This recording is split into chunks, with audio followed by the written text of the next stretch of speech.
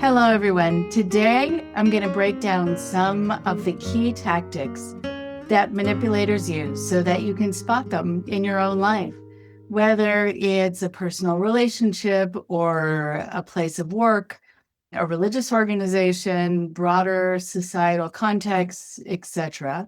I am Rachel Bernstein, and I'm a licensed therapist and a cult specialist and an educator.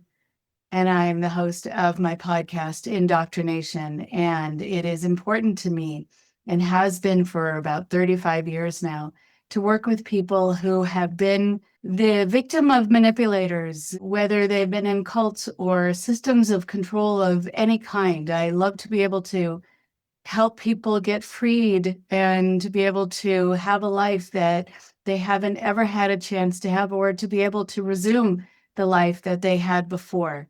On this channel, I share insights and strategies to resist manipulation and heal from coercive situations.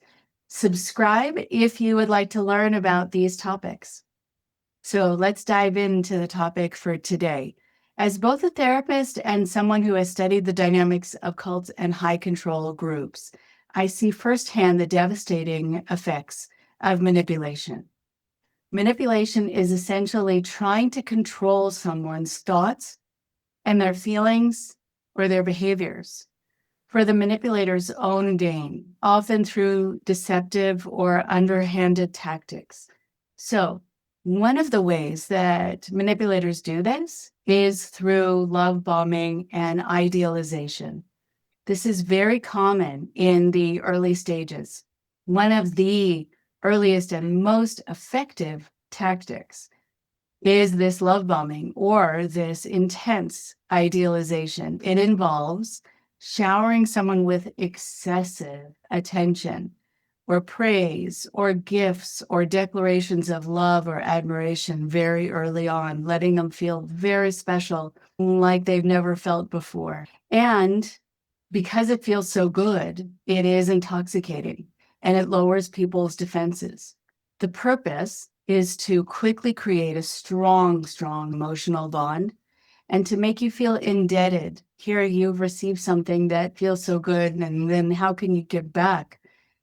And it is something that a manipulator really knows how to use, and they will use it liberally, at least at first. And I say that because they will often then turn on you, but you don't know that's what's going to happen. And so you also want to know that part of the reason is so that your judgment is clouded, so that you don't notice the red flags, or even if you do, you think it's wrong of you to point them out, or it's wrong of you to feel them, because after all, you receive something that feels so special. Think about someone you just met who immediately starts telling you that you're their soulmate, or constantly texts you or calls you and overwhelms you with grand gestures, especially if that person is charismatic.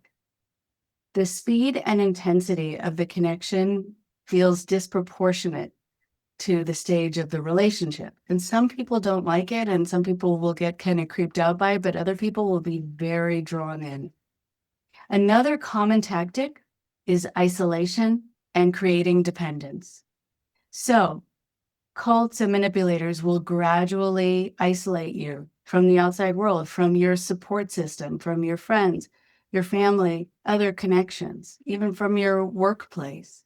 Manipulators will do this by subtly criticizing your loved ones, creating conflicts between you and them, making you feel like the manipulator is the only one who truly understands you or loves you or cares about you or really sees you. This makes you more reliant on them and less likely to seek any kind of outside perspective. They might say things like, your friends don't really care about you like I do, or your family is just trying to hold you back, and that's why they are not in support of you being here or being with me.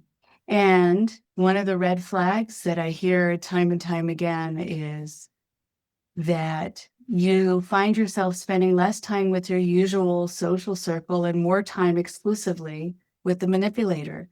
And they become really your whole world.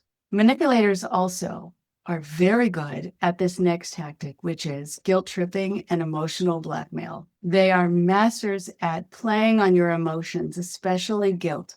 They'll use guilt tripping and emotional blackmail to get you to do what they want. And this can involve making you feel responsible for their happiness, threatening to withdraw affection or support, or even hinting at self-harm if you don't comply.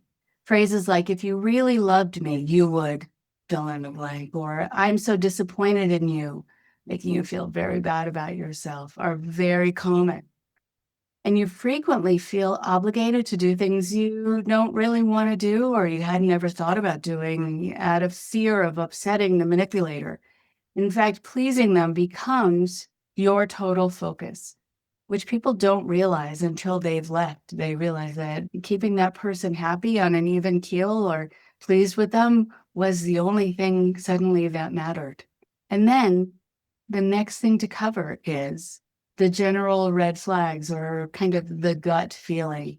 Beyond the specific tactics that I just mentioned, there are some general red flags to watch out for. Does this person constantly shift blame away from them onto you, or away from them onto your family? Do they have a pattern of broken promises? Do they say one thing and do another? Do they kind of hold a carrot in front of you, saying that the thing that they promised you is right around the corner, even though it never quite gets to you? Do they make you feel confused, like you're going crazy, which sometimes is very purposeful gaslighting? It is important in these moments to pay attention to your gut feeling. So many people tell me that they had a feeling, they had an inkling, but they ignored it because they were taught that it would be wrong of them to feel it.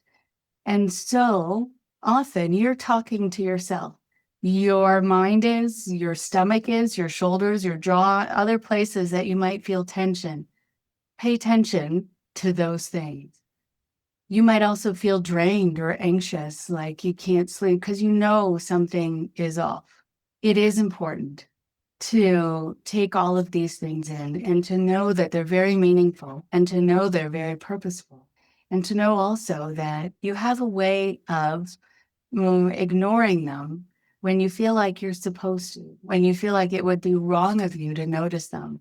But being put in a situation where you're told that it is wrong of you to do the things that are actually your safety net, that will keep you protected, means that a person wants to disarm you and wants to be able to get away with anything they want.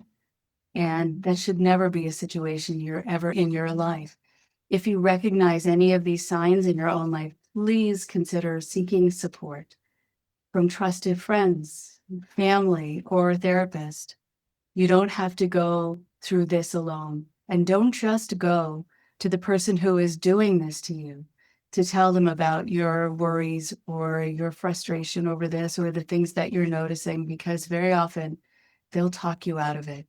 Let me know in the comments if you've experienced any of these tactics, and if you found this video helpful, please like and subscribe and share it with someone in need. Take good care out there. Stay safe.